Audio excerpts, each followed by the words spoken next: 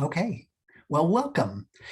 This first picture is the golden currant. It's a California native. It's a cool season shrub, and it produces just wonderful berries. Now, it's native to the San Gabriel Mountains, so you'll find this plant throughout your community, and it really ripens in early summer because it's a cool season grower. So next slide, please. Um, Normally, this is where I ask where the expertise in the room is. If you've ever been to the Audubon Center in Debs Park, hop, skip, and a jump off the Gold Line from your community, it is a fantastic place to forage. And I don't know if anybody's ever been there, but has anybody ever eaten snails? So have you thrown on your camouflage clothing, gone out to your backyard and harvested the snails? If not, this presentation is for you. This is really not for the snail eaters. That's a little more advanced. This is a beginning presentation on foraging Southern California. Next slide, please.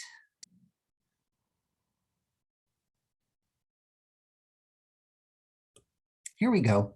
So I would really like to encourage you to forage as much as possible. It is a load of fun. It is an immersive hobby that you can do with your family. I've done it with all my youngers. My twin sister had 5 kids and no husband.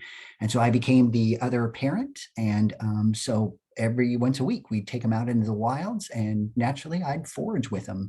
And they have all grown up now with this kind of ethic that their land is participatory, that they're just not a tourist in their land, but they can participate in the nutrition, the well-being, and the care of the landscape by harvesting some of the stuff on the landscape. I've taught at Cal Poly Pomona for the last 14 years, and I end all my classes with a community meal. And much of that meal we harvest. We go out into our 16 acres where I teach, and we just harvest all kinds of goodness. So I really want to encourage you to pursue this. It's incredibly immersive, this hobby or this pursuit. Okay, next slide, please. And my goal with this presentation is really to motivate people to actively engage with their environment wherever they might be. And this is a picture of El Capitan State Park in Santa Barbara. And it is a magnificent place to forage. It's got all the sea life, the land life, the terrestrial life, and it's just great. Next slide, please. So that what we'll all be talking about today, just an overview, is a quick overview of urban food systems and where does foraging sit within our food systems in Southern California, how to protect your health when you go out and forage. So that's whether you're foraging on your block or you're actually going into the San Gabriels. The top 10 picks for Southern California. You can find these plants anywhere and almost any time of year. Some poisonous plants, there's actually not too many. I take a quick adventure and show you all the plants I found that were edible on a quick adventure, and then just a rousing 3-slide conclusion. Okay, let's push on. All right, first things first, urban food systems. All right, next slide. So there's 4 food pathways that we get food in urban areas. The very first one is intensive agriculture. This is what we see in the San Joaquin Valley, the Sacramento Valley, and the Coachella Valley in Imperial County. This is mechanized, large scale, normally nothing less than 50 acres, and that would be considered small. So this is really mechanicalized food systems. And then we have community gardens, and this can be anything. This is a real urban food production. This can be your raised beds in your backyard. They could be a community garden. They could be the gardens that I teach at Cal Poly, which are only a few thousand square feet of food production. But they're characterized by their intent on food production and their small scale.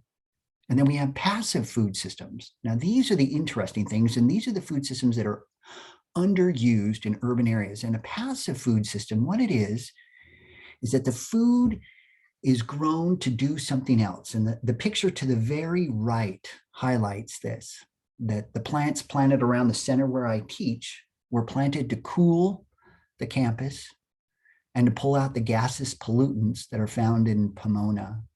And so whether or not we harvest all those food plants is irrelevant to them performing their primary function, which is cooling, passive cooling, reducing air conditioning cost, and cleaning the air. So those are passive food systems. And then the last one is spontaneous food systems. And these are the food systems we just find when we're out hiking. And this is what this presentation is about today, is the spontaneous food system. Next slide, Jesse. When it comes from an environmental point of view and an energy point of view, intensive agriculture runs at a deficit. So for 6 units of energy in, we get 1 unit of digestible energy back. It's a degenerative system. But community gardens, small scale, are actually worse.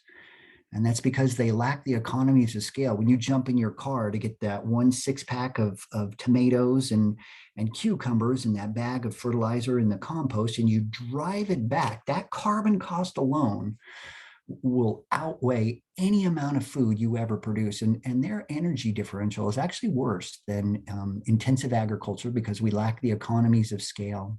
And then passive food systems are about 1 to 1. That's actually sustainable. And that's because the food system is performing these other functions that have energy benefits, especially when it comes to cooling. So this is more of a sustainable food system for urban areas. And then lastly, spontaneous foods. Those are by far the most sustainable when it comes to energy consumption because we see the plant, we bend down, we either chow it down or we prepare it at home, but there's no real invested energy. Now, all these systems are driven by the sun. The real energy comes from the sun. I do want to point out, though, that intensive agriculture is nothing more than turning fossil fuels into food. And we can see the impacts on the land because of that. California leads the nation in number of extinct, endangered, and threatened aquatic and terrestrial species. And it's this fossil fuel to food system has really created a lot of that disaster and destruction. Next slide, please.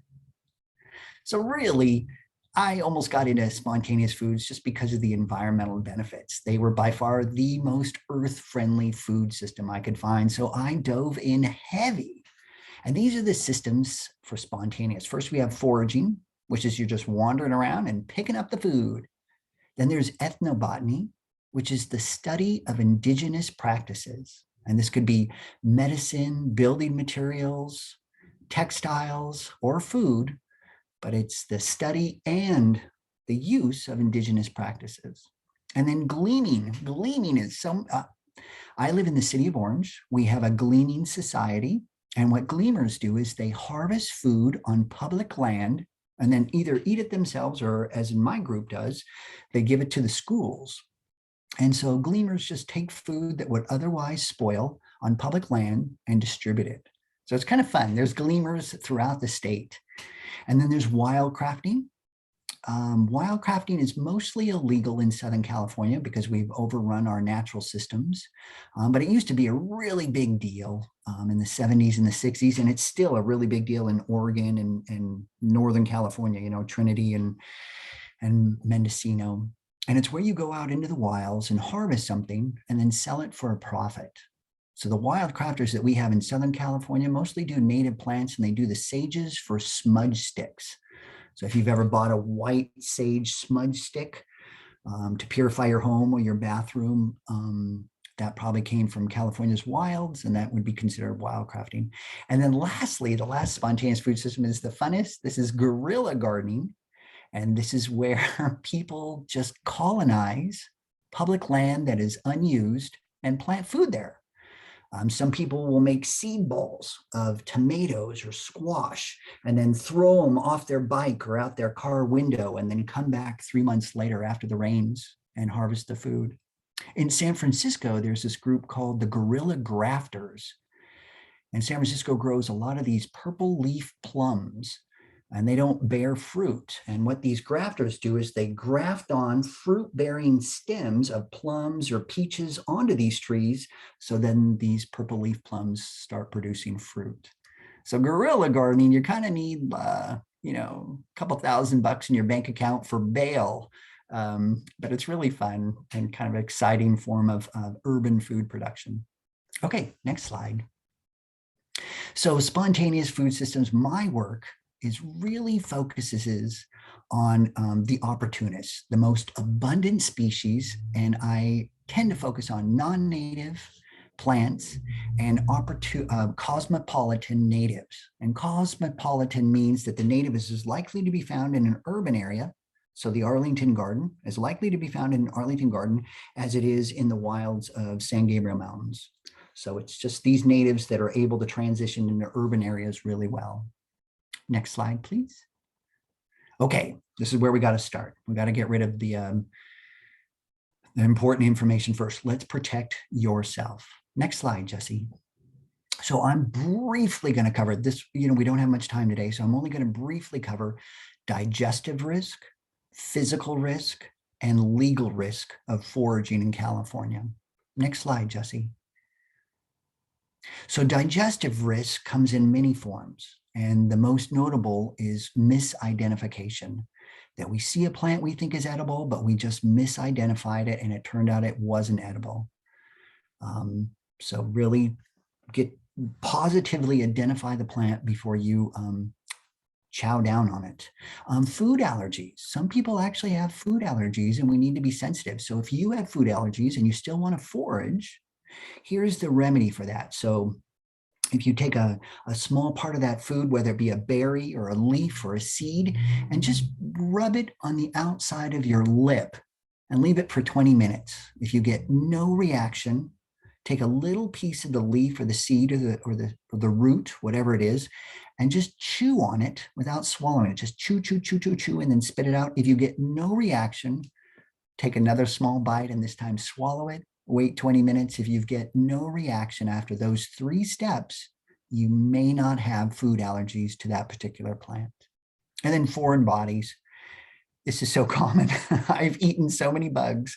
So you really want to clean your food before you haul it in. And if you're eating flowers, I have found out that you really need to put them in a thing of water or set them out so all the little bugs can scurry out. Normally bugs don't hurt you and they're a source of protein. So it's really not a giant worry. It's just more of this gross, cringy feeling you get when you know you're eating bugs. And then herbicides, I have a slide just on herbicides because herbicides are the pesticide that are most commonly used in urban areas. And then metals. We have more cars in California than we have people. And as a consequence, we have brake pad dust, which is asbestos. We have mercury, nickel, cadmium, all kinds of metals in our environments. And these can actually accumulate in the wild foods. So the lesson here is never forage within 50 feet of any road. And just stay safe. Just don't forage within 50 feet of any road. And then pathogens. Pathogens come from tainted water or bug poop or bird poop. And here the lesson is make sure you always wash your food. And if you're at all concerned, cook your food and just bring your food up to no less than 165 degrees. And that 165 degrees will kill those pathogens. So I've been foraging now for solidly for well over 15 years. And I've never gotten sick. I've had all kinds of weird things happen in my mouth, but I've actually never retched or thrown up. So look, I've been really lucky on digestive risk. Next slide, please. So when it comes to herbicides, if you want to know if a landscape has had an herbicide applied to it, look for contrast. Herbicides are actually kind of easy to see because they sit in contrast to the untreated areas. So we may see strips, which are really common along roads. You'll just see a strip of dead vegetation, and you know they put herbicides on there. You can have shriveled leaves next to really healthy leaves. We had some application, and then we had the healthy plant. Purple leaves, stay away from purple, which means distress, unless the plant is naturally purple. But if it's a green plant with purple leaves, it was probably treated with something and it's in a state of distress. Yellow spots too. Yellow spots, small herbicides land little droplets and it's a contact killer and they'll just start killing stuff. So that would be a sign of damage and distress. And then look for only one type of plant. So a good example is if you see dandelion in a grassy landscape, they probably don't use herbicides, because herbicides are used in grasses to kill just broadleaves. So if I walked into a grassy landscape and I saw nothing but grass, I would be concerned that they're using herbicides that select against broadleaf plants. But if I'm seeing grasses and broadleaves, I feel a lot more secure they're not using herbicides. And then there's other types of herbicides like post-emergence and pre-emergence. And both those types will actually discolor the soil. So look again for contrast. It's so important. Next slide, Jesse. Physical risk. When you go out there, especially when you're in the Santa Monica Mountains or hiking along any kind of river, you really want to be prepared. So one, use clothing as a shield. Make sure your pants go well past your ankles, one of the most likely areas to incur damage. Ankles and wrist are high risk areas. Dress like a flower. So I'm in a dark shirt today. I would never ever wear this if I'm in the wilds, because most animals, and this includes insects, see dark colors as a threat, and you'll put them in a state of fight or flight. And this is with all animals. So you really want to dress like a flower so nobody sees you, the wildlife, nothing sees you as a threat, and they'll just pass right by you. Bees, wasps, all kinds of animals will just see you. Make noise. Give snakes, bobcats, coyotes, all these critters time to evade you. Just most people get stung is because they surprised the insect or they surprised the animal. And so if we come in loud and proud, we just give everything a chance to scurry away from us. Do not touch your face when you're in the wilds. I've learned this the hard way. Just keep your hands away from your face if you're out in your environment touching all kinds of stuff. Keep it away from your friend's face. Just keep your hands away from faces. Beware of your surroundings, tripped ankles, getting run over by a rogue wave, all common when you're not paying attention to your environment. And then poison oak. Next slide, please. So I've ridden my bike and camped from Central Oregon to Mexico. So I did that entire ride and then camped and foraged the entire thousands of miles of that trek. And poison oak followed me. One of the few plants to follow me all the way from Central Oregon to Mexico was poison oak. This is the bedeviler. And I'm sure most of you guys know this, but if you get poison oak and you're not immune to it, you'll get an allergic reaction that will drive you crazy. Your skin will just swell up, it will blister up, and you'll just itch. And it lasts exactly 2 weeks. Now, if you start itching it, it lasts 3 weeks. So it's 2 weeks of torment. So really, if you think you've even touched poison oak, do not touch anything. Wash your hands in slightly warm water, so warmer than your hands, because you want a pressure differential and you want those toxins to be pulled out of your hands. So slightly warm water, wash hands. Any exposed areas, wash with warm water and soap, so that's your wrists, your ankles, underneath your fingernails. Do not touch your clothing. Do not.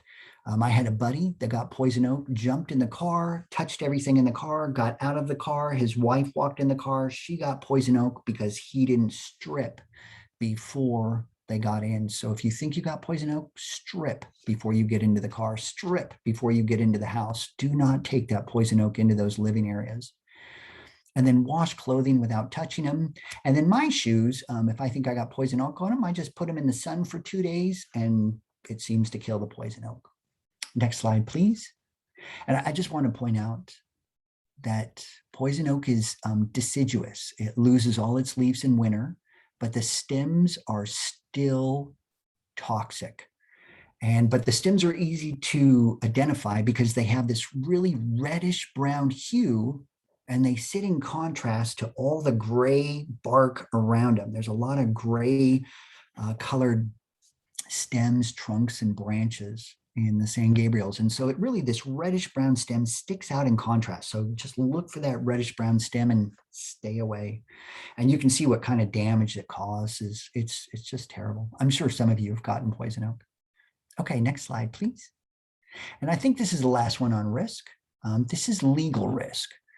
Now, you wouldn't think foraging weeds, you run into legal problems, but there are some legal problems. One is you cannot take anything from private property.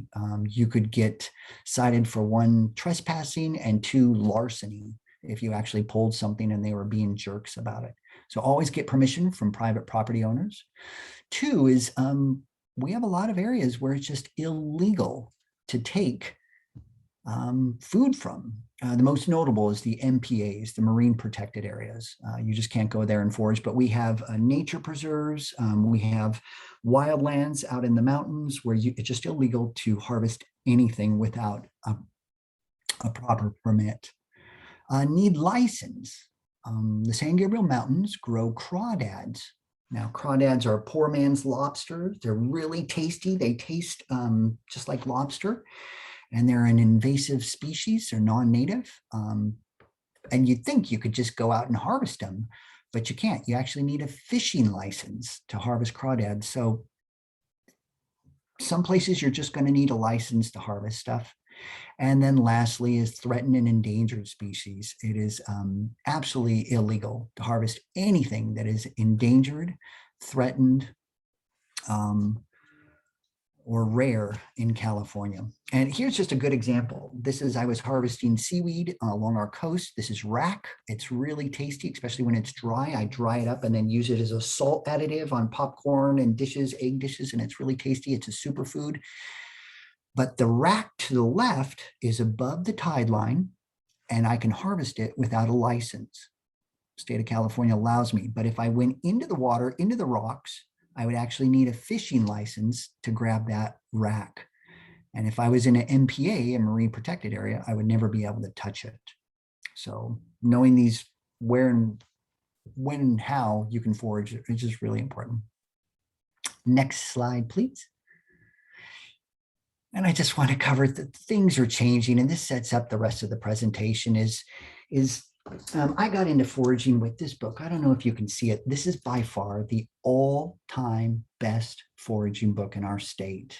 And it's Edible and Useful Plants of California by Charlotte Clark. She used to be a professor at Cal State Fullerton, and she wrote this book in 1976. So when I was researching for my work, I wanted to include so many of the plants that she did. And when I lived 10 years up in the Bay Area. I was able to forage everything up there. So when I was writing this book, the current book, I really wanted to include these plants, the blue dick, the chia, the sea blight, the soap plant, and the wild onions. And I can't. They're disappearing. They're going. What we can forage in the 1970s and the 1980s is vastly different in the 2000s. Again, we lead the nation in number of extinct, threatened, and endangered terrestrial species. And so our natives are really losing ground, especially in Southern California with 19 million people. So next slide, please. So to sum it all up, just to summarize how to protect yourself, eat only what you can name. Wash and cook your food. If you're fearful of pathogens, bring your food up to 165 degrees. Dress appropriately. Dress as a shield and dress like a flower. No poison oak. Once you spot it, once you know it, you'll be able to see it 50 yards away. Eat weeds. We need to start eating weeds, and to avoid the historical use of the plants that we normally relied on, we need to change our culinary ingredients. And then lastly, have fun. Okay, Jesse, let's go. Okay, these are the very top picks. Next slide, Jesse. These are the everyday. So these are the plants that I almost eat on a daily basis because they are so common. This is my all-time top 10 for Southern California. So it'd be black mustard, cheeseweed, curly dock, dandelion, fennel, fillory, nasturtium, purslane, plantain, stinging nettle, and wild radish. Most of these, a majority of these are superfoods. They're widely available. They're super healthy for you, and they encourage and induce fantastic health. Next slide, please. So one, we're going to talk about this in the conclusion, but black mustard, it is everywhere. Black mustard is a car follower. So you can find it from Mexico all the way to the Oregon border. It just follows our highways like you wouldn't believe. It's soaking up the nitrogen oxides, but it is a super duper food. And it's a bone builder. It's really high in vitamin D. It's one of the highest in vitamin D. So it's not only good for your eyes and digestion, it's anti-inflammatory, antitoxin qualities, but it's also really high in vitamin D, which helps build bones. Cheeseweed. Cheeseweed is probably my all-time favorite green. Unlike black mustard, cheeseweed has a bland flavor. You can barely taste it. It's got a slightly hairy leaf, so I tend to kind of lightly saute it, but it is a super duper food. And it's also high in vitamin E, which is really good for your skin. So, and it grows absolutely everywhere. It's a cool season grower. It'll come out in December. We're just getting into our foraging season right now. And you'll see it. Once you identify this plant, you'll see it everywhere. So cheeseweed is part of the mallow family, and almost anything from the mallow family is edible. Next slide, please. Curly dock. So curly dock is just under a superfood. It is super healthy. In fact, in my class at Cal Poly yesterday, we had curly dock quesadillas. And curly dock has this real lemony, zesty taste, and it was just wonderful in the quesadillas. The students just loved it. Couldn't get enough of this. You'll find this when the soil's a little compacted and a little moist. So it's really easy to find around picnic benches, around buildings. We find it on my campus, Cal Poly, all over the place. Dandelion. I have another slide on dandelions. You know, dandelions, a super duper food. I mean, every part. The root is brewed for as a tea, which is incredible for especially the woman's reproductive parts, but it's good for anybody's kidney. It's a kidney cleaner. The leaves are dynamite and have natural painkillers in them, along with anti-inflammatories and antitoxins. The flower heads make a delicious tea, which I'll be talking about. And this thing grows in urban areas like a weed. It is a weed. It's just nutty that we have pesticides that target. This one plant is better than any green you can buy in your grocery store. In fact, my grocery store sells dandelion, but it's not nearly as good as the wild one because they use chemical fertilizers. So next slide, please. Fennel.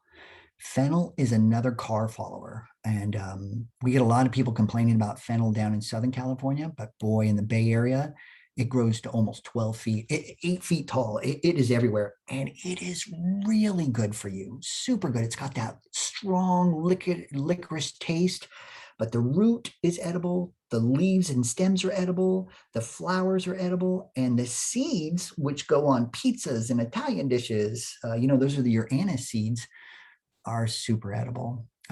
This is how I got my young nephews into foraging. Was I started with fennel because they just loved the licorice taste and they really loved the seeds. And so from there, it was easy to get them to eat other stuff after I got them eating fennel. And that picture's in the Newport Back Bay. Fillery. Fillery is not a superfood. And the reason I include it is the top 10. It's got all the vitamins, all the nutrients, all the fiber, but it's just not super nutrient dense. But fillery is everywhere. I mean, everywhere. It was outside the hospital when you were born. It was on every playground you ever grew up on, and it's going to colonize your gravesite when you die. This is how prevalent this plant is.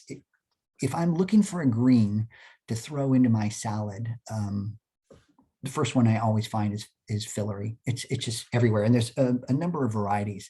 Another word for fillery would be cranesbill, if you've ever heard of cranesbill. So, okay, next slide, please. Nasturtion. Nasturtion is it's a garden plant that has escaped into the wilds, and it is delicious. If you like mustard, but mild mustard, not like black mustard, not like the mustard family, but a real mild, refreshing, thirst quenching mustard, which I like, this is your plant. We were eating nasturtium yesterday. So the flower, you just pop in if you want. You can throw the leaves in if you want. You can throw in the stems, eat them. Just really tasty. Not a superfood though, but a super tasting food. And then purslane. Purslane is one of the neatest greens because it's a warm season grower. It actually comes out in summer and starts dying back late summer, which means it's a green available when all the other greens have died back. And I grow purslane accidentally in my gravel driveway. So I harvest this every year. And the neat thing about purslane, it's a superfood, is it's really high in omega-3s. And it's tough to get protein, high density protein in a green. And this has the highest amount of protein that you'll find in forage greens. And it's, those omega-3s rebuild everything. They rebuild your muscles, they rebuild your brain. Omega-3s are it. So purslane's wonderful. It has a real lemony, thirst quenching taste again. It's really good. They sell purslane in many markets. So next slide. Okay, here we go. Plantain. There's two types of plantain. You're looking, the very left there is the broadleaf plantain. But my community grows the narrowleaf. This is where I teach. This is the plantain growing at the Lyle Center. But the one around my house is the narrowleaf plantain, and they are a superfood, high in A, D, E, and C. And again, this plantain, like the cheeseweed, is really good for your skin. It's got some pectin in it, and it's just really good for skin. In fact, it's so good for skin, you can use it as a wrap. So if you had a contusion or some kind of interior muscle ache or bone ache, you would just crush the stems, really mush them up, and then wrap it around your injury, and then wrap that with nylon or something. And it would really help alleviate some of that pain. Stinging nettle. Oh my God, stinging nettle reduces allergies. It is a super wonderful food, can be made into breads. You can make soups out of it. The only thing is you really have to cook this because it really does sting. So if you're going to harvest stinging nettle like I do, you really need to wear gloves or just grin and bear it for 5 minutes. That's all that sting lasts, is 5 minutes. And the sting actually, if you can bear with the sting for 5 minutes, what happens is when you get that sting, you get an allergic reaction and your body floods you with pain-killing stuff. So actually you have a sense of well-being after the stings left, and Native Californians knew this, and they actually used stinging nettle as a painkiller. They kind of whack themselves, endure the pain for 5 minutes, and then their body would flood themselves with painkillers and they'd feel better. And then wild radish. Wild radish, you can eat the roots, stalks, stems, leaves, seeds. It's a mustard relative, and it's a beautiful plant. Everybody loves to hate all of these plants because none of them are non-native. Okay, next slide. Okay, flowers. This is a good one in spring. So when the greens start dying back and I've got a load of friends with me, we'll go out and harvest flowers to throw in our dishes at night. Next slide. So rose petals, if you like the taste of tissue paper or tissue paper spritzed with your grandmother's perfume, rose petals are it. They come in so many colors that they really enliven any kind of dish, and they have almost no flavor. Only the really highly scented ones have the flavor, and that flavor is really perfumey. So I have rose petals all the time just to spruce up the dish. Citrus petals, they're candy. They are delicious. So every tree produces a different tasting petal. And if you notice citrus trees, they produce far more flowers than they do fruit. So if you harvest a load of citrus petals, you can make a decoction out of it. You can make a syrup out of it. You can make it into a dessert, or you can eat them just raw. They're super good raw. But every type of citrus produces a different tasting flower, and all of them are candy. They're really sweet. I highly recommend it. Flowers, as a rule, don't want to endanger their pollinators. So most flowers are edible because they want to be beneficial to their pollinators. Next slide, please. anything from the mint family is edible. And the mint family is huge. So that's all your sages, all your mints, rosemary, oregano, all those flowers are edible. But it doesn't mean all of them taste good. So I've tried to eat as many sage flowers as possible. And let me tell you, some are difficult. Like the white sage tastes like turpentine. The black sage is really strong, but the sweetest sage by far, is the hummingbird sage. I mean, you'll be duking it out with hummingbirds. You'll know why they attract so many hummingbirds, because it is nectar sweet. So yeah, I try to get there before the hummingbirds. I'm joking, but if you're going to plant a flower for foraging, really the hummingbird sage is the way to go. And then rosemary is a wonderful another mint family relative that you can throw in ice cream. It's just got that really good, wonderful rosemary taste, and it just enlivens any dish, that rich blue. Next slide, please. And then the primroses, the evening primroses, mind you, these are the onianthus, and we have the California native that, that sends up that flower stalk that grows about 5 feet tall, big yellow flowers, just tastes like tissue paper. There's nothing, a small sweetness to it.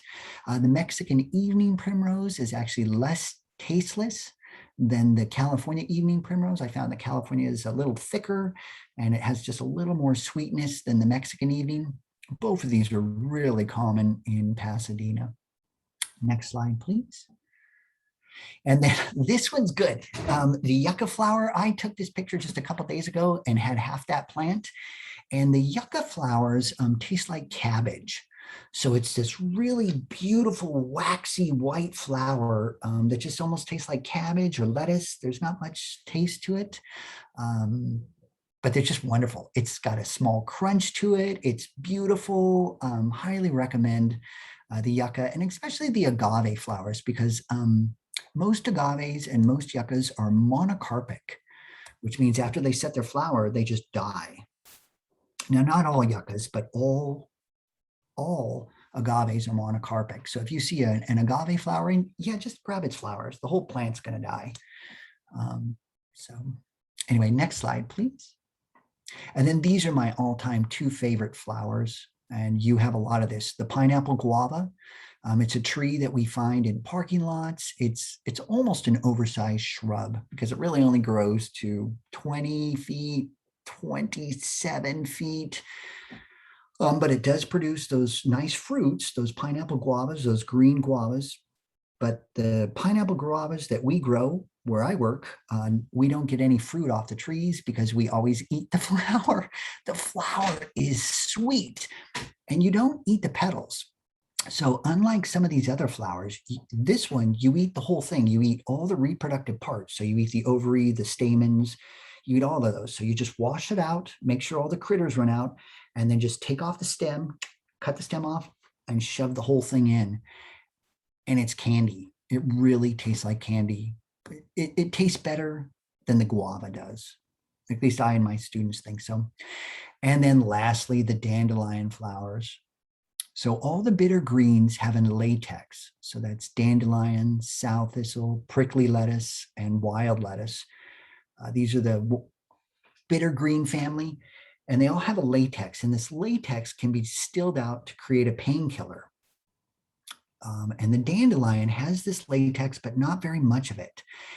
But it does concentrate up in the flower heads. And so if I'm feeling depressed, I've had a bad day, all of us have had a bad day. And if I'm just feeling blue or sluggish, I'll go out and harvest just 7 or 8 dandelion flower heads.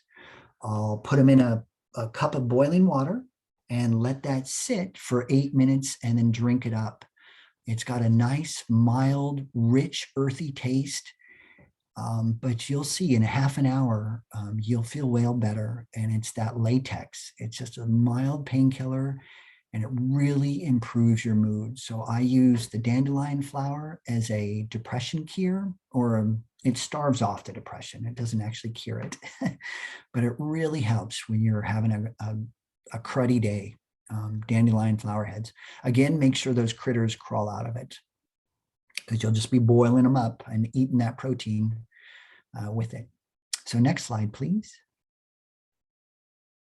Okay, poisonous plants. There's really not too many, luckily. Next slide, please. Okay, I'm only going to cover 3 of these, but I'll just run them down. Castor bean, which we see it's a car follower and a people follower, and we'll see this along all the highways and roadways. Castor bean, it just looks poisonous, to be honest with you. Death canamas, we'd only find those at the altitude in the San Gabriels. Ivy, so that's English ivy, needlepoint ivy, Algerian ivy. Those are all poisonous. Do not eat those. Jimson weed. Right. She said Jesse's trying to keep us on our toes. That was really cool. Jimson weed is a datura, and it's that big white trumpet-like flower, that low-growing trumpet-like flower, and all the daturas are deadly. Lupin, not all lupins are poisonous, just a couple of them. Mistletoe, don't eat mistletoe, just kiss under mistletoe. Don't eat it. Really, anything with a white berry, stay away from. Don't eat white berries unless you can positively identify it, and that's got a white berry. Oleander, we use this for privacy screening, for fire protection. It's deer proof, it's drought tolerant, it's all over our entire state. But some people have a severe allergic reaction to it, intense swelling, and you can have gastro problems. Poison hemlock, which I'll be talking about. Poison oak, which we did talk about. Poodle dog bush, which is really only on the upper part of the San Gabriels and along the Pacific Crest Trail. So you're not likely to find that in the lowlands.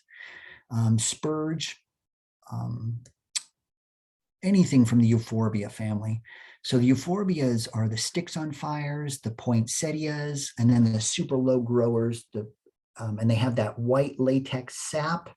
And what happens with that latex, that particular latex, if you get it on your skin and then it reacts with the sunlight, you'll get this instant swelling. It's a photoreaction. It needs the sunlight to react. And so anything from the euphorbia family is not very good for you. Stingy nettle, it's on this list because it really will sting you, and it could be enough to deter you. But again, stingy nettle is a do-all plant. It even makes rope. You can make really tough rope out of the stalks of stingy nettle. It's so useful, and it's a superfood. And then water hemlock, which I'll talk about. Next slide, please. So the very first one is poison hemlock, and you can see by the map to the left, it is found in your community, although it's mostly prevalent along the coast. It's a cool season grower, so you'll find it in the lowlands of where you live, but never up in altitude, because it just likes a mild winter. Neat thing about this plant is it doesn't want to be eaten, and it goes to great lengths to tell you as soon as you break it open, the smell of it is so rank. I think the only people that would actually eat it would be drunk off their rocker. I couldn't imagine anybody eating this plant because the smell is so rank. But there's other characteristics, the crotch of it, deep purple crotch, and then purple spots as it goes up the stems. Easy plant to identify. It looks like a carrot, but unlike the carrot, as soon as you break it open, you're all, whoa, not eating this plant. Next plant, please. Poison oak, as we already discussed. You can find poison oak both in cool season and warm season environments. So that's along the coast and up into the mountains. And again, this plant is throughout California, except for the deserts. It really needs over about 11 inches, 10 inches of rainfall. And without that, you just won't see poison oak. Next slide, please. And then water hemlock. This one will definitely kill you if you ate it, but luckily it's not very prevalent. But you will find it. The only reason I include it in this presentation is because you will find it at an upper altitudes of the San Gabriel Mountains. It's a beautiful plant, but very uncommon. So I'm not going to belabor this one. You can see it's not widely distributed. In fact, I've only ever run it once, and that was in San Mateo State Park, kind of by Oceanside. Okay, next slide. And then lastly, if you want any kind of information on the distribution of plants, I don't know if you are familiar with this website, but calflora.org. And this is run by a bunch of dedicated volunteers, botanists, native plant experts throughout the state, and they just document both non-native and native plants throughout our state. And it is a fantastic resource that I donate to every year because of the work they do. And I just brought this one up. This is the Poodle Dog Bush. And the Poodle Dog Bush, if you get it on your skin, has almost the same exact reaction as poison oak. But unlike poison oak, it has this beautiful blue flower that kind of looks like Pride of Madeira, the echium, but not as big. So it's a beautiful blue. And if you notice this map where all those blue dots are, those blue dots follow the Pacific Crest Trail almost to a T. And why I'm kind of laughing is California gets all these tourists from overseas, Germany and Australia and Mexico City. Everybody comes up to do the Pacific Crest Trail and they jump on in Mexico and they see that beautiful blue plant and it's the first one they touch. And so for the next couple 100 miles, they do nothing but complain about their the attack. So if you're hiking the Pacific Crest Trail, watch out for the Poodle Dog Bush, and it's also a fire follower. So if your community has been overrun by a wildfire, you may be overrun by the Poodle Dog Bush. So anyway, okay, next slide. Okay, I'm just going to take you for a quick adventure. Next slide, please. So a while back ago, just during the pandemic, I just rode my bike down the Santa Ana River Trail. So I took the train to the Corona, city of Corona, and then I just rode all the way to the beach. And I thought, oh, I'll just document all the food I can find.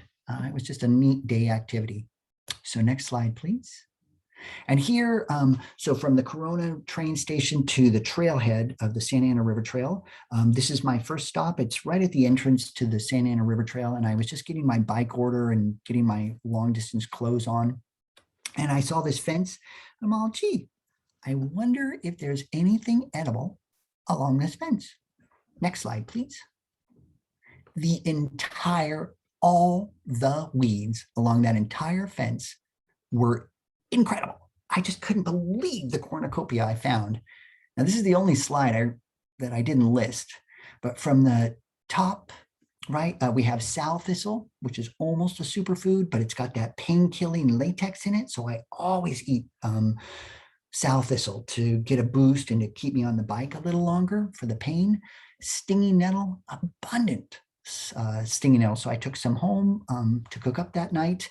Here we have in this middle is a salad burnet. Salad burnet is one of the tastiest wild greens there are. Now it's surrounded by sow thistle, so all of that is edible. But when you find salad burnet, take a little bit of it. It is so good. You can actually buy salad burnet in some nurseries. I would recommend planting it in your garden. I found the native snail. Now, I know most people don't eat snails, but I just would like to say it's the protein closest to the sun. It is so good for you. It's all omega-3s. And it is so readily digestible that if you want brain function, if you want muscle recovery, snails, oysters, really eating low on the food chain is phenomenal for you. I did not take that native snail. I only eat the non-native snails. So I let that thing go where it had to go. To the very upper right is a shepherd's purse. It's part of the mustard family, almost a superfood, really tasty, a little milder than most mustards. And then the top right is field mustard. So it's not black mustard. Field mustard only grows about this tall, and it's not as tangy and sharp as the black mustard. Black mustard is robusto, whereas the field mustard's a little easier, more palatable. And then lastly, in the middle here, this is all henbit. And henbit's part of the mint family, and most of the mint family leaves and flowers are edible. So this was just like right at the beginning of the trail. What can I find? And I found a cornucopia of goodness. Next slide, please. But it didn't stop there. It just kept going. Loads of plantain along the whole trail. This is all a superfood. Now, this was the narrow leaf plantain, and it's really fibrous. So you really need to cook Plantain just to break down those fibers and make digestion a little easier. But I did grab a whole handful of plantain, cooked it up that night. Dayflower, which is a Tristandania relative or a spiderwort relative. So all your spiderworts are mostly edible. It's not a superfood. It's got chlorophyll. It's got some minerals. I would treat it as almost like a famine food because the leaf is really sort of tough and hairy. So if I had nothing else, I would definitely eat the dayflower. But normally there's always something better. Next slide, please. I found plenty of fruit along the trail. Catalina Cherry was blooming in, it was just everywhere. It was wonderful. You can see that picture to the left. And the Catalina Cherry, unlike regular cherries, the pit is really big and there's really only this much fruit. So you throw it in, suck off the stuff and then spit out the seed. And it's just this constant thing. Elderberry, the whole plant is a gift from Gia, from our mother, the whole plant. So the berry itself is antiviral, anti-inflammatory. You really need to cook it because if you eat too much raw, it'll give you diarrhea. But it, you know, at the start of the pandemic, anything elderberry sold out. People couldn't stock enough elderberry. It is that good for you. But even the flowers, you can make a tea out of the dried flowers and it'll really improve your headspace and feelings of well-being. But the flowers can actually, they have they can be made into a soap. So if you just take the dried flowers, put them and lather them up in your hands, you'll get a lather and it will really knock off the grease. Yeah, and then the inner bark makes a fiber, the leaves are eroded inside, the whole plant is, and it has loads of biological associations. The plant is a gift to wildlife and us, elderberry. And then the bottom right was Bladder Pod. Bladder Pod's a California native from chaparral and the scrub communities. And those young fruits, which are translucent, they're almost see-through, are really tasty. So if they're small and young, they just formed, eat them up, and it's like eating a mustard pop. It's really dynamite. But as they get older, they taste like turpentine. So, but when they're young, super tasty. And then the fig. California Native Plant Society loves to hate the fig, but I'm glad they didn't find the river trail because they're growing along the river trail and I harvested that fig and all the figs I have. Figs are so good for you. Okay, yeah, there's plenty of fruit along the river trail. Next slide, please. And then roots, well, I didn't run into too many root crops because the river trail is kind of narrow and I didn't actually go into the river bottom, but the root I did find was really tasty. And this is the nutgrass. We can find the nutgrass in our lawns, outside libraries. It loves acidic, low oxygen, overwatered soil. You can actually, nutgrass has overrun the LA City Hall, believe it or not. And if you just dig down, it's got this little nut, this little tuber that is just delicious. And I just lightly cook it up, boil it or saute it. And it's really got a nutty, woody taste. It's really delicious. And you're getting rid of a weed everybody loves to hate. Next slide, please. And then naturally, when I made it to the beach, all your macro algae are edible. So kelp, seaweed. This was feather boa that I found above the high tide line that I was able to harvest. You can eat it raw after you wash it. It's a superfood. It is really good for you and high in iron, too high for some people actually. But kelp is fantastic. And then the sea rocket to the left is from the mustard family, non-native, and it has colonized our coast and it can just handle kids and boogie boards better than a lot of the native plants. Okay, next slide. And then I do go up to the Audubon Center quite a bit to do work and stuff. And so I take the Gold Line, I ride or walk across the street, across the Arroyo Seco, and along the Arroyo Seco, this is all watercress. Watercress is a green you can find in any grocery stores. They sell it at my grocery store, and I'm in the hood. It is super delicious, and it's from the mustard family again, and it's expensive. And the whole Arroyo Seco, which is full of watercress. And this really brings up the point of one of my earlier books, which was Ocean Friendly Gardens. And this whole book's goal was to protect our water bodies, to protect our lakes and our streams and our rivers and our ocean from the detrimental effects of urbanization and stormwater runoff. I didn't harvest any of this watercraft because I was really fearful of the water in the Arroyo Seco and the amount of freeways this water has to cross to get. But I would love to trust the food in our waterways. And everybody needs to get on board with this stormwater management and ocean friendly and low impact development, where we really hold on to our stormwater and we really pull out those heavy metals that accumulate on our roofs and our parking lots before that water is discharged into our waterways. Because I would have loved to harvest this. If you've never had watercress, it has this really thirst quenching mustard taste to it that is just delicious, just delicious. Okay, next slide. Okay, I hope I didn't talk too fast. Okay, well, we'll find out. Okay, here's the conclusion. Next slide, please. We need to talk. We really need to talk. Does this picture look natural to you? I mean, does it look like any place in Southern California? This is the Santa Ana foothills. I think I'm in Anaheim Hills here, actually doing firework. It looks natural. I can see this, I can find this picture in Santa Rosa, in Grass Valley, in Auburn, in the San Gabriels, the San Bernardinos, and all the way into San Diego County. That yellow is mustard. Do you guys really know the story of black mustard? It is one of the most vilified weeds we have in this state. People love to hate it more than anything else, and it's dominating. It dominates our state. Let me just give you a brief history of that plant. Next slide, please. So the black mustard was shipped over with the early Spanish explorers, and they brought it not because they wanted to line the King's Highway in between missions with something yellow. They brought their scurvy cure. They had no idea that wherever they landed, that they would be provided with their vital nutrient needs. And all their nutrient needs were met by black mustard. It was their cure for scurvy.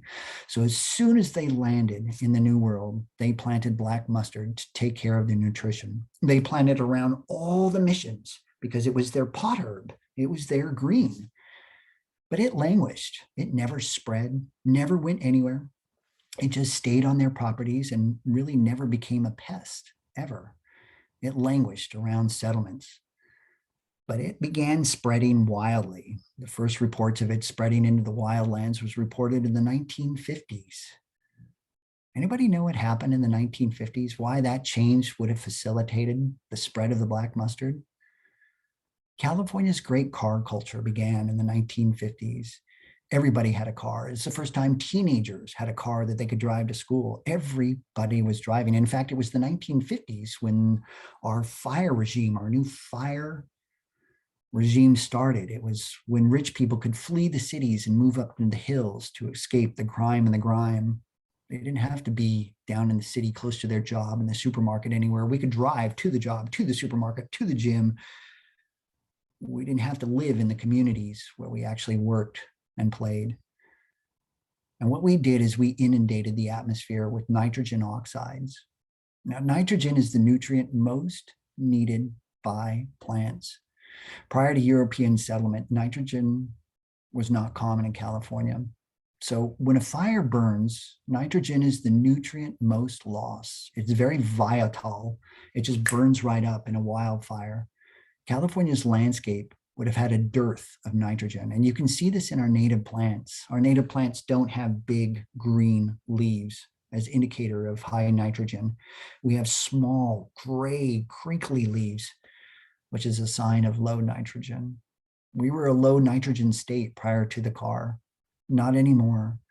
Californians emit 199 tons of nitrogen oxides every day. We've inundated our atmosphere and our soils with nitrogen. As a consequence, Black mustard is now one of the most iconic weeds and can be found along the entire state. It is eating up our nitrogen oxide. It is not the aggressor.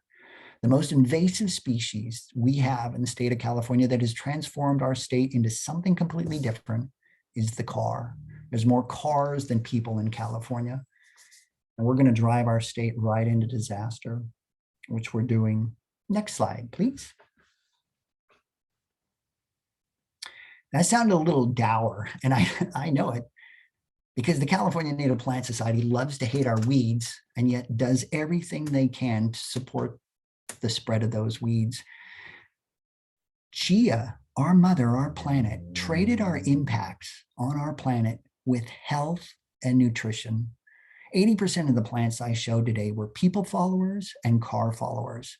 They exist off our impacts. We keep saying, oh, we're screwing our mother, we're screwing our mother.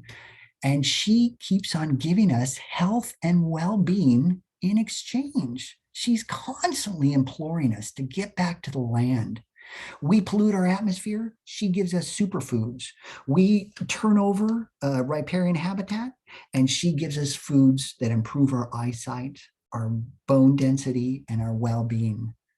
And the only thing I can conclude by all of this is our mother loves us, just absolutely loves us. The more damage we do, the more goodness we get. That's just weird. So I really want to encourage you to dig into our impact. Humans have a unique impact on this environment, and we're creating the environment that is rife for plants with incredible nutrition. So I really hope you dig in, and I hope you have fun foraging, because your mother loves you. Trust me, she's got your back. Pictured here, these were just the staple of the wild greens on the bike ride home from down the coast from Oregon, is curly dock, sheep sorrel, sow thistle, fillory, the narrow leaf plantain, and dandelion. So these were weeds I found throughout the entire state, and they sustained a thousands-mile bike ride. So I know health and nutrition is just outside your door. I hope you dig in. And then the last slide.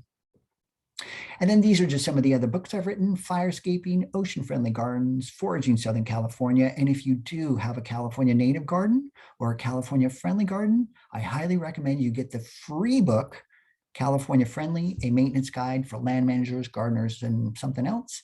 And it can be downloaded for free from bewaterwise.com. So thank you so much for joining Jesse and I on this Saturday morning. How'd I do? You did great, Doug. Thank you so much. There's a question in the chat here from Kai, who asks, will eating the petals of citrus flowers prevent the fruit from forming? Okay, yeah. So yes, it is less likely to attract a pollinator without the petals. But if you notice, if you look at your citrus tree, it rains petals. There'll be puddles of petals underneath it. Citrus trees will produce far more flowers than actually go to fruit. So, and you're not going to be harvesting buckets of it. You're just taking a handful of it. So I really do not think foraging citrus petals will endanger your crop. But I've never eaten enough to endanger my crops. So I hope that answered that question. That was a really good question. Absolutely. And a question from Reagan: what are good resources for how to prepare the plants that cannot be eaten raw? Yes. Okay. Who asked that question? That was good. Reagan. Reagan, this is the book right here. She is the cook. So the reason I like her book, her picture, she doesn't have many pictures. If you go on Amazon, this book was rated poorly just because there's no pictures, but she covers all the recipes to prepare roots, seeds, greens. I really don't provide many recipes. I just try to get you to identify the right plant. That's my goal with my book. But if you really want to know how to cook something, Charlotte Clark is the book for eating wild foods. And she'll even tell you how to make dyes. She'll tell you how to prepare fibers. Really, the most comprehensive book on foraging California is this one. So I hope that answered your question, Regan. All right, and since we do have a small group today, if there's anyone else has a question for Doug, please feel free to unmute yourself and go ahead and ask it. I got a question for the group. Has anybody had snail? Anybody eaten snail? I have. Not lately. Not, so did somebody say lately? I said not lately. I Oh, have not lately, okay. in restaurants. Yeah, restaurants. Yeah, not that I collected, but I have had it in a restaurant. Well, if you want some inspiration on how to cook them up. So anyway, if you want some fun inspiration, yes, Gordon Ramsay harvested his backyard snails, but snails are just a fun topic sometimes. I don't eat too many of them either. I have noticed snails hibernating. Is there like, if you are going to harvest them, do they need to not be hibernating, or is there a particular time of year? I would imagine March would probably be the best time. They're a cool season annual, so they're an animal. They're going to come out in mild winter areas right after our first big rain. So we're going to, they're going to start fattening up as the wild weeds kick in. So they would be really fat by January, February, March. By March, they'll be plump. I would imagine that would be the best time for our non-native snail. Did you guys like that presentation? Was that okay? Too much? Was I too dour, too depressed, too? No, that was great. We do have a question from Natasha. What method would you suggest for transporting your finds home, and how would you recommend washing them? Yes. Okay. So I have a great question. Okay. This is a good one. So if I'm going out to collect berries or something that's really tender and bruises easily, I just bring a small plastic, just any kind of small container that I can't beat them up in my backpack. So I'll just bring, like if I'm up in Northern California and I'm getting mushrooms, I'll have these small containers where I won't bruise them. Mushrooms, berries, stuff like that. But if it's just roots and leaves, just throw them in a bag. Just throw them in a bag. And then as a rule, you always wash your foliage and your catch. You always wash it in water that's warmer than the surface temperature of the plant. And that creates a pressure differential. So if there's any toxin on the outside of that leaf, the temperature differential will actually cause that toxin to be expelled. If you rinse in cold water, the pressure differential is different and it causes that toxin to be pulled into the plant. So slightly warm water and just rinse it up. And if you're at all concerned about pathogens, just quickly cook it and take it up to 165 degrees. Quickly take it up to 165 degrees. Most of these plants you don't want to cook too long because you'll cook the goodness out of them, especially the greens. Natasha, did that answer your question? Awesome. She says yes. Okay. So Janet also had a question regarding foraging near roads. Is it 50 feet or 50 yards? Really depends on the road. It's 50 feet for me. It's really 50 feet. So here's the thing with roads is if I'm along a road, I'm probably not going to eat any of the greens because that's where the greens and the roots are where those toxins are going to accumulate. But if I'm eating the fruit or the seed or the flower, well, most of those toxins actually get held up in the plant's vascular system. And so they really never make it to the extremities of the plant. So like fennel is a great example. Fennel is found alongside roads. And when I'm doing my bike packing, I find fennel all over the place. And I will harvest the fennel seeds right off the side of the road, fairly confident that whatever toxins are along the road just didn't make it to the extremities of the plant. So I hope that answered your question. You can be ultra safe, or we can just get people out of their cars and create safer communities for everybody.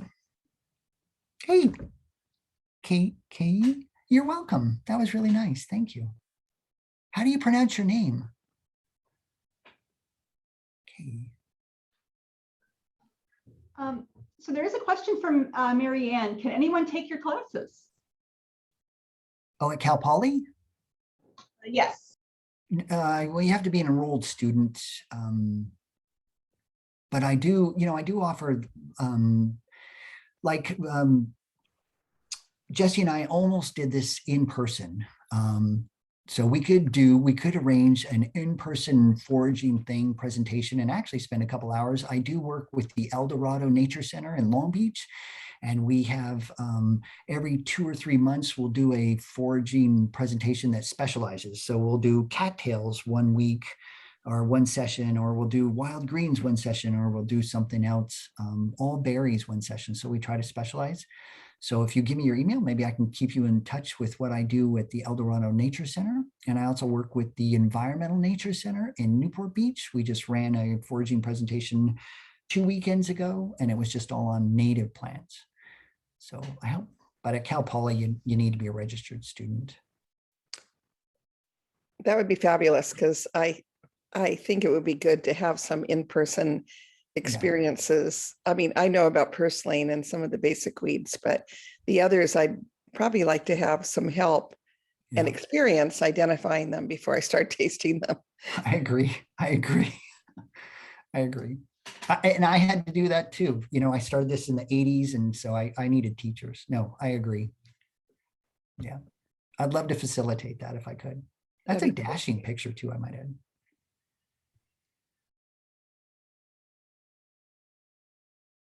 Thank you, Janet. That was neat. Are there any other questions from anyone in attendance today for Doug? Actually, I do have one question. I use the Seek app from the,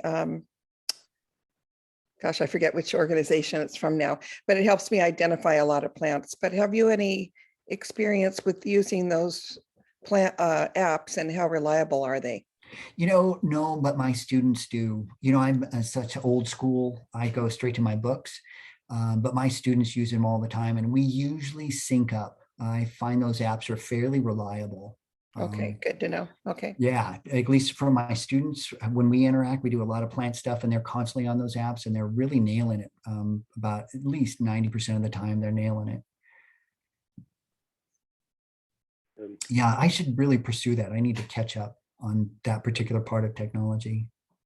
They were, it's pretty fabulous. I saw this blooming flower out in the desert, and it was a type of wild rhubarb. And I never would have known if I hadn't had that app. So The big leaves? yeah, Yeah. Oh, edible. yeah, Yeah. Oh, wonderful to see that. Yeah, they're kind of uncommon, actually. I know where they are. Okay. I can tell you. That sounds great.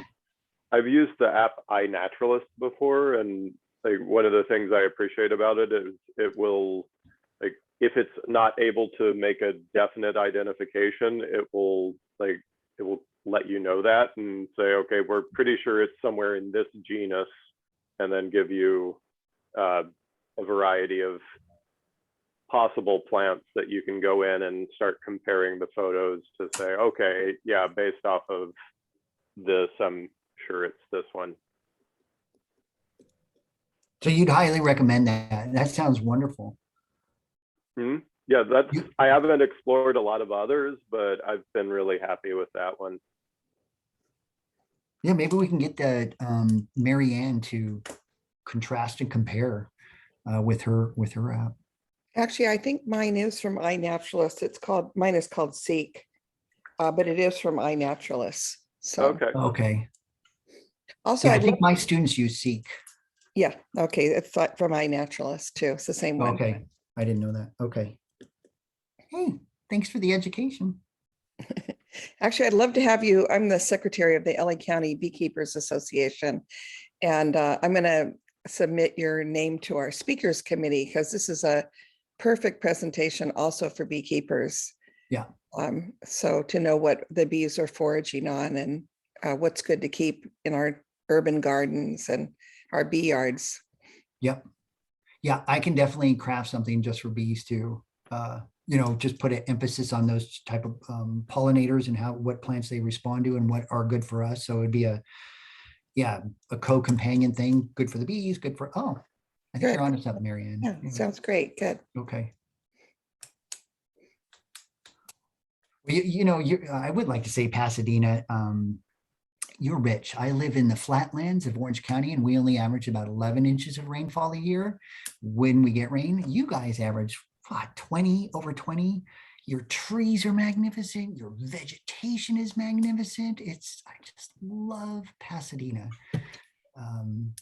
It's just one of the prettiest cities, really. Yeah. Anyway, just wanted to say that. Thank you Claremont. for the compliment, Doug, about Pasadena. It is a great city. And thank you so much for taking the time today to do this presentation. It's fabulous. And thank you everyone for coming. And of course, we encourage you to come to our next program, and hopefully we can have Doug back in the future as well. So thanks again, and have a great rest of your day. All right. Bye, everybody. Thank you. Bye.